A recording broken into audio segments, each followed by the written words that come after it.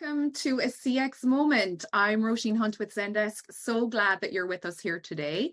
For anyone that's new to a CX moment, these candid conversations are really an opportunity to hear insights and experiences from leaders navigating the world of support and hopefully giving you some practical nuggets of wisdom that you can take back to your own teams. In this episode of A CX Moment, we're joined by Ty Bailey, Vice President of Services at Recharge. Now, Recharge is a B2B recurring subscription business, and more than ever, subscriptions are a huge part of our daily lives. I know many of you out there probably have subscriptions that you love from brands and products that you just adore, and I know I am no different. And Recharge aims to help merchants grow their business and increase customer loyalty. So with over 15,000 merchants and 200 million customers, I think it's pretty safe to say that they're doing just that. So we're excited to hear from Ty today on how he's working towards seamless service at Recharge. But before we dive in, Ty, we'd love to hear from the people joining at home. So you'll see a poll pop up on your screens now.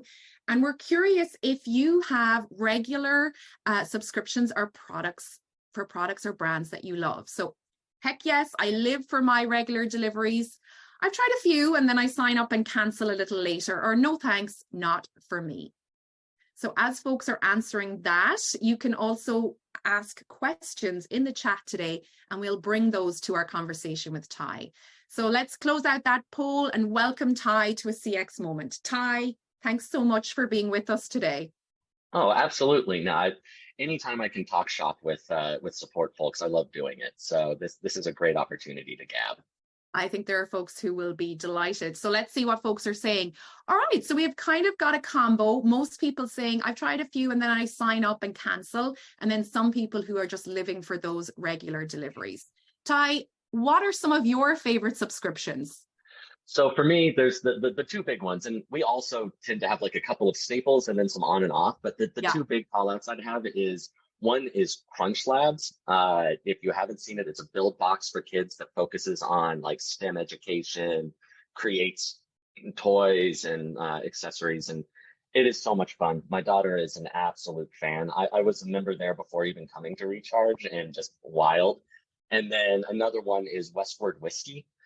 If you're in the Pacific Northwest, an amazing American whiskey brand, highly recommend it. It is delicious and delightful.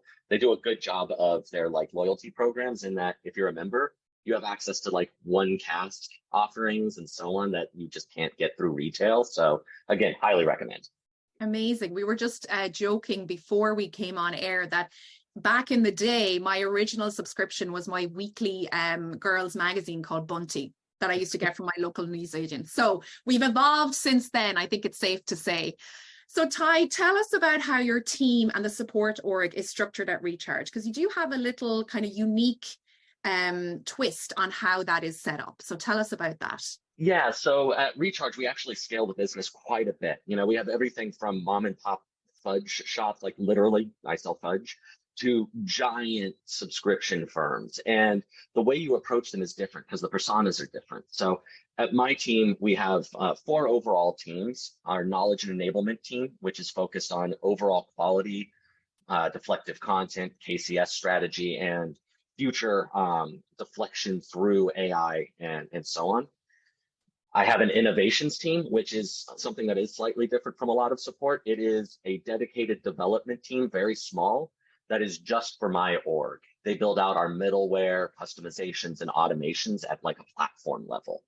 And then I have my 2 main support front-facing teams. We call one universal support, which is designed for our SMB mid-market space, a lot of scale and quick hit answering. And then we have our enterprise support team for our larger B2B brands that have really large, complex needs. And that's a team of sub-teams kind of in a pod structure. Right. So 4 teams, 2 support for the different personas, and then this development innovations team as well as enablement. And you mentioned pods. So when we spoke earlier, you talk about how you operate like these multidisciplinary agent pods. Tell us about that, because that was fascinating to me when you were describing it.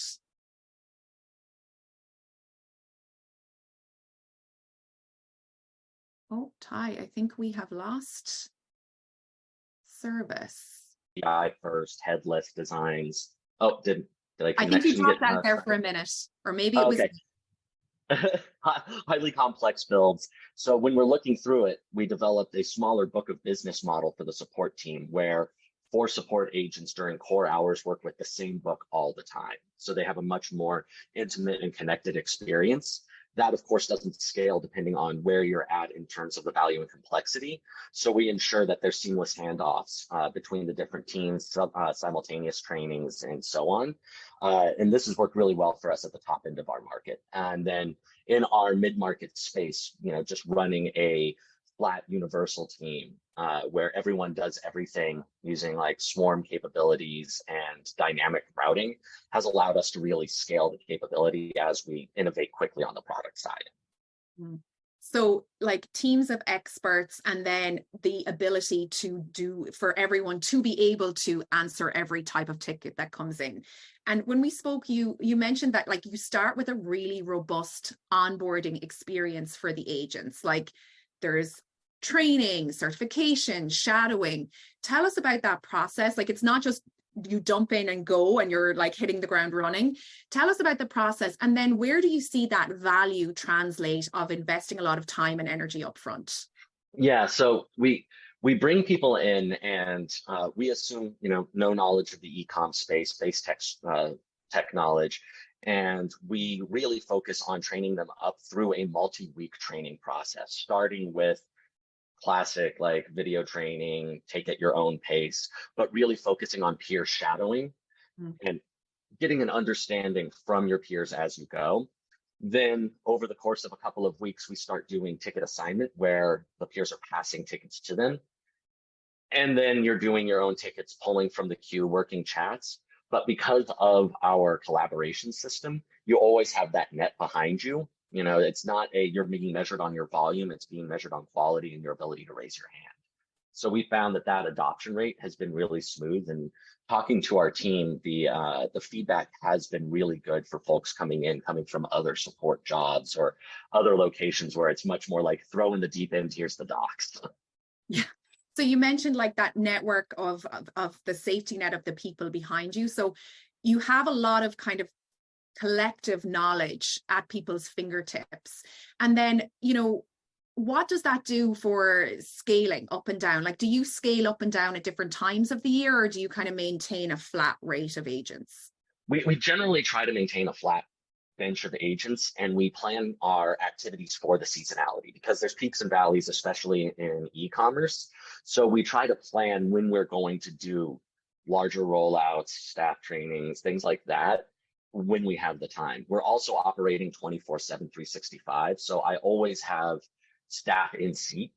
So trying to figure out asynchronous ways of training and keeping people up to speed is important. That's where our collaboration system comes in. We do a lot of work to make it so that staff aren't judged by volume metrics. We're judged by utility and quality, which encourages folks to help each other. You're not hurt if you see someone raise a hand for help and you go help them on the ticket. We just track the time of both of you on that ticket and see the outcomes. And we've seen that that's given us a much better read on the overall utility and utilization of the staff so that we can get more predictable in our requests in terms of headcount or spend. Yeah. And so I think that's a nice filter to measure success. It's not the time to solve resolution. It's not the resolution time that's the success metric. It's, are we eliminating this as a problem so that we don't have to get tickets on this again? Yeah. I do a lot of focus on, I keep bringing up utilization or toil or structures that are focused on how we spend our time. The greatest capital that support has is the human side of things. How you spend your time is critical. One of the biggest pieces of advice I give to leaders out there is if you're using a volume metric, how many tickets are you turning? You're not getting a real understanding of where the work is going, because that motivates your team to never actually get rid of tickets. You're going to always have those easy one-touch tickets because they have the numbers. Yeah. Moving towards how much time are you spending on tickets and aggregating that up allows you to see, oh, this is one of our most common tickets, but it's easy, knowledge team.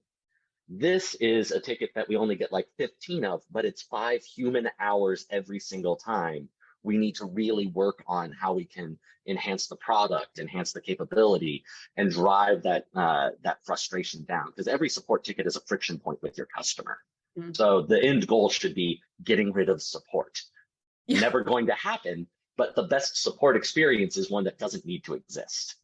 That is a great North Star. Now, you mentioned Toil. Now, maybe everyone else knows what that stands for, but humor me. What exactly is that? Because we've got a great question from John in the chat, or Josh in the chat too, that I want to get to in a sec. Okay, so Toil, as I defined it, is non-value work that your team is doing. So in an ideal world, you're answering novel questions for your customers and driving stickiness and value. Often support is actually either covering the same topic again and again and again and again, or covering up for gaps that are a productization miss, a half-complete thing, a manual process. By tracking the time, we can split out by root cause what's a value driver and what's a friction point. And then we look at what's the biggest driver of friction, what takes the most time, and we look at as a value area that we can really focus on from both a support and product standpoint to make it so that the cost of support goes down, great, but also the need for clients to contact you on things that don't drive value goes down. Yeah, and I know that driving alignment between product and support is something we talked about that you're just like so passionate about, like driving for value. And you have quarterly standing meetings to identify those key areas to solve those areas. So tell us about that, and then how that overall impacts support and in fact the business overall. Yeah, so I found through my career that support, like, you have limited cards on the table. Like if you go into a meeting with product and you're going against marketing leaders or sales leaders in terms of needs, support's always going to be kind of at that back because you're a COGS organization. If you have good Toil data, you can limit your asks to the most impactful things. So my quarterly meetings are an analysis of two things and only two things. What is our most common ticket type? What is our most time-consuming and toil-filled ticket type? Then we break those into projects that are cross-functional. So my knowledge team is involved and the product team, and we create a cascade of solutions, not to get rid of the bar, but to lower it so it's no longer the biggest thing. And by limiting my executive ask, I always get the buy-in, because every quarter, I personally am only going to ask for two things from product, nothing else. Yeah. We have systems for emergency patches and so on, but in terms of feature requests, Ty has two, and they're important. That is that ruthless prioritization. And I don't know if you can see this, but you're getting a lot of claps in the Zoom webinar. So people are appreciating that approach. And there is a question from Josh that came in. You know, Josh is currently in the process of an org change that will create the exact same 4 teams that you have, actually. Oh, nice. Exciting. So how have you solved the problem of convincing your customers to self-serve? Because one of their biggest issues is the overuse of CS time. So I take a look at that in terms of, again, looking at where the time is spent. If clients are not using the self-serve, you have to actually ask, is that because the clients don't want to use it? Why? Like, is it really they just rather you do it? Or is it what you built for them to self-serve isn't working correctly? Like, is this a product issue where you have to do manual toil? Should fix that. Is this a knowledge issue? Well, how is your knowledge structured? We've spent, as I was going through the transition for this team to this org, we spent a lot of time refactoring our entire knowledge base to become more self-service focused. Instead of large format articles, we've been building snippets. A lot of question answer, FAQ, consumable and bot friendly elements. And we've seen that the adoption goes through. I've found generally, and it depends on your space, so I don't know, Josh, ping me later, that customers don't want to contact support. So if you make it easy for them to solve the problem, they'll go that route. But if it's hard for them to solve the problem, they want to make it your problem. And then you have to kind of decide how you can give them the tools to do it themselves. Right. And I think that leads into a question we have on LinkedIn from Tim. You know, you talk about feedback, like Josh said, wonderful. Thank you so much. What is your approach then on gathering customer feedback? Like you talked about what they want, what they don't want, but how are you gathering that via Zendesk? That's a very specific question. So, CSAT, go through everything. So again, we look at sentiment as well as CSAT. As we go through tickets, we have an alignment program part of my knowledge team goes through. For the record and just transparency, we're using Klaus for our alignment and QA. They have some sentiment in there. As we go through the tickets, we can see what the tone and capability, whether or not agents are aligned.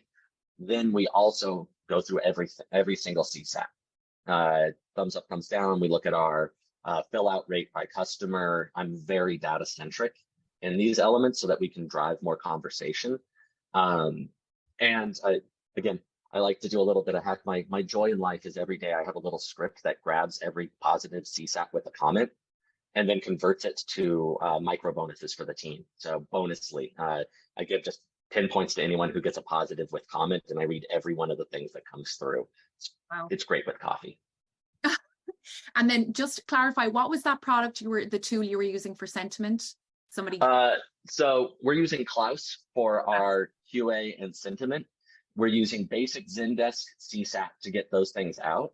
Mm-hmm. And then we're also using, just from a stack standpoint, we're using Assembled for our workforce management. And that has a great, for your CS leaders dashboard that looks at utility, utilization, alignment, CSAT. So it's great for your frontline managers.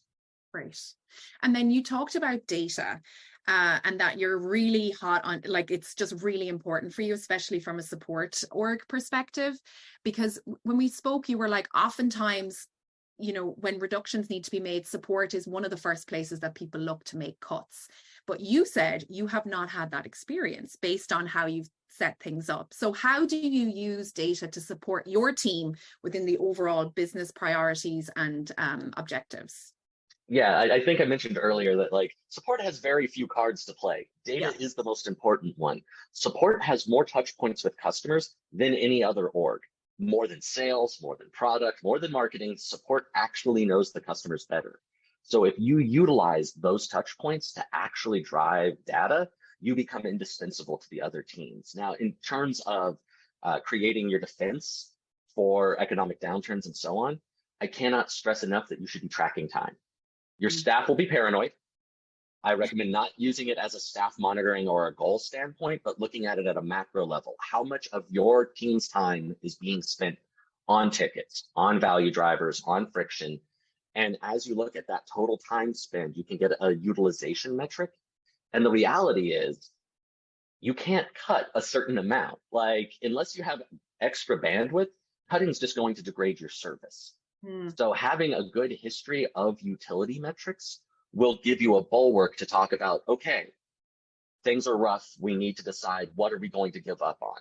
Are we going to get hurt on CSAT? Are we going to adjust our SLAs? Are we going to make these changes? Or are we where we're at without substantial product changes and modifications? And in my history, that's worked well. I mean, there's no dodging economic realities.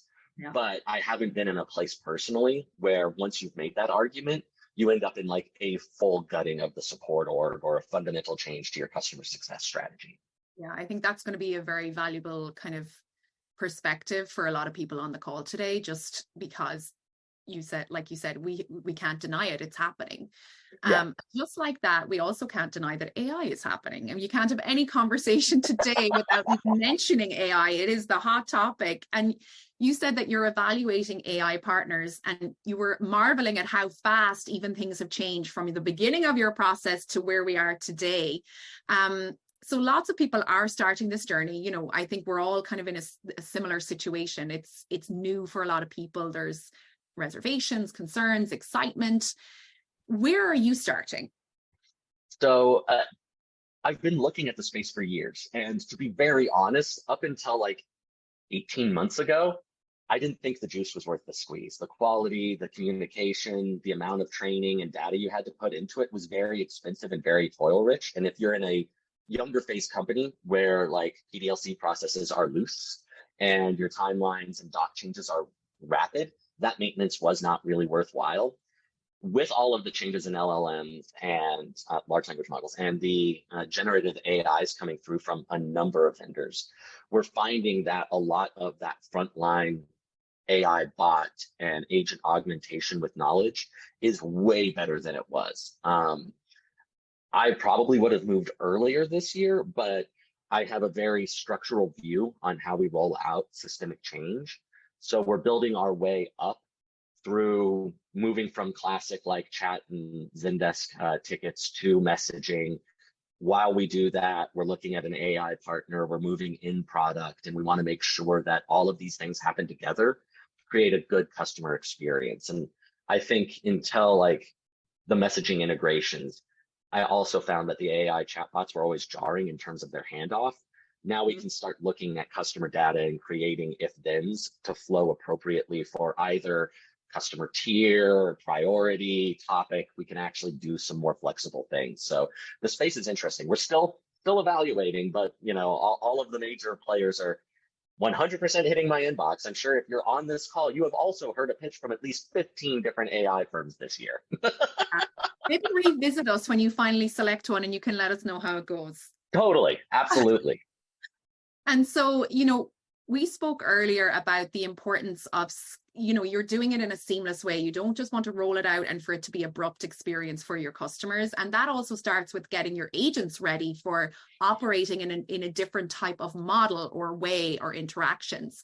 So tell us how you're kind of prepping your support team on like the people. You know, we've got the tech stack, but we've also got the people. So how are you getting them ready for this shift? Yeah, I spend a lot of time like foreshadowing. I'm a big believer in saying what you're thinking about, like on the horizon, then talking about how it's getting closer, then talking about how you're evaluating and so on. So I started the discussion about the vision for our probably beginning of next year about a year ago. I'm like, our future is going to be a bot-fronted Zendesk messaging system. We're going to move in product. We're going to be chat first. And a year ago, and it's been a whole bunch of baby steps of data, working with the team on alignment, working with the team on structure, getting buy-in from folks that my plan here isn't to just quickly pivot the amount of effort and like shrinking the team. What my plan is we're going to get rid of all of the one-touch ticket questions and start focusing on value questions. We're going to keep the same support level and spin, but we're just going to be more valuable and drive more sticky interactions. And thus far, the team is open to it. They've rolled with me on a lot of changes thus far, so they're really open to the prospects of what tomorrow brings. Awesome. So you're arming them in all the ways. Now, I want to touch on something that you mentioned earlier, just about eliminating support in general is like your overall mission. It will never happen, but we have to have a North Star that is, you know, a goal. And we've heard this from other support leaders as well, you know, essentially eliminating the need for support. You spoke a little bit about your vision for the future and how you've prepped your team and your systems for that. But what else is on your horizon for the next? And no pressure. It's not to eliminate support. No. We're not going to get there like immediately, but what's next for you? Well, the deal is it's impossible dream is eliminating support. There's always going to be those things, but that's got to be your driving function. If your driving function is just making customers happy, that you're already on a back foot. You've got to try to get rid of the need for them to come to you to be saved. The next steps are always enhance and innovate. We're in a company that's expanding our product portfolio. We're growing and moving up market. So how do we make sure that we're servicing our customers where they're at? How do we adapt? I intimated that like I view the world that the more we solve, the wider my scope gets, because I want to keep solving the problems on a bigger and bigger level so that we force our products to become the ideal solution that we all like have in our vision. I want the vision marketing pitch to be the exact reality we're at. And I fiercely advocate for that as we go through each step of things. It's very inspiring vision for sure. It's great to be on your team. And also just for the people watching at home, Ty is at an offsite with his team and has been answering tickets since 4 a.m. this morning. So it's all hands on deck. That 365 model is for sure up and running. To be fair, I only had like the 4 a.m. until like 6 a.m. shift or last night or this morning, I guess. So a little punch drunk. We're going through shifts. Everyone's through. I'm a big believer in the leaders eat last mindset. So if I'm telling the team that they're working the war room, by God, I'm in there too. And hats off to them. I apologize to any of you who are customers who may have reached out to the support during that 4 a.m. to 6 a.m. shift, because if you got thank you for contacting Recharge support. This is Ty. It's me, and I am way less good at the frontline support than I used to be. So I'm doing my best, y'all. I'll get there. We won't ask you what your CSAT score is, Ty. I actually have a decent CSAT, but my alignment score is not nearly where the leads would like it to be. So. Well, every day is a school day. By the end of the week, you'll be a pro. Absolutely. And just one final question that's coming in from Philippe. Do you still get a lot of phone calls? Because we didn't touch exactly on the channels that your tickets come through. Oh. Yeah. Mm-hmm. So yeah, maybe we can touch quickly on that before we wrap. So real quick, like we're going through channel structure. We don't do inbound phones anymore. We found that over time that has really decreased. What we do is actually scheduled meetings, Zooms, or proactive outreaches.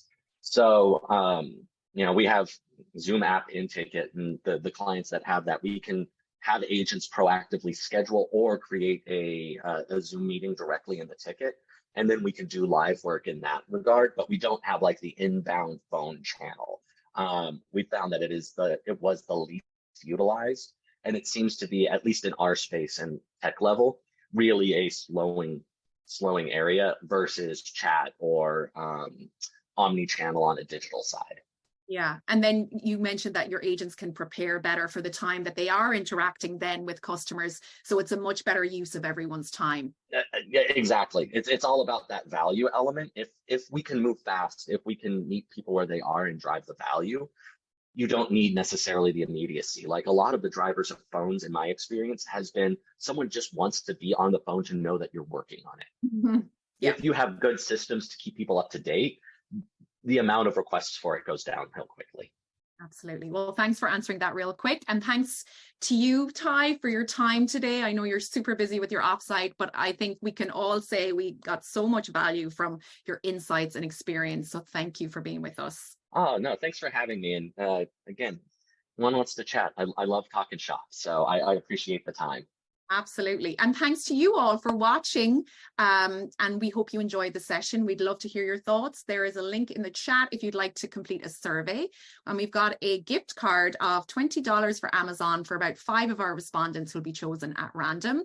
We'll be back in September for another CX moment with Love Every, who coincidentally are a subscription-based educational toy brand, and they are fantastic.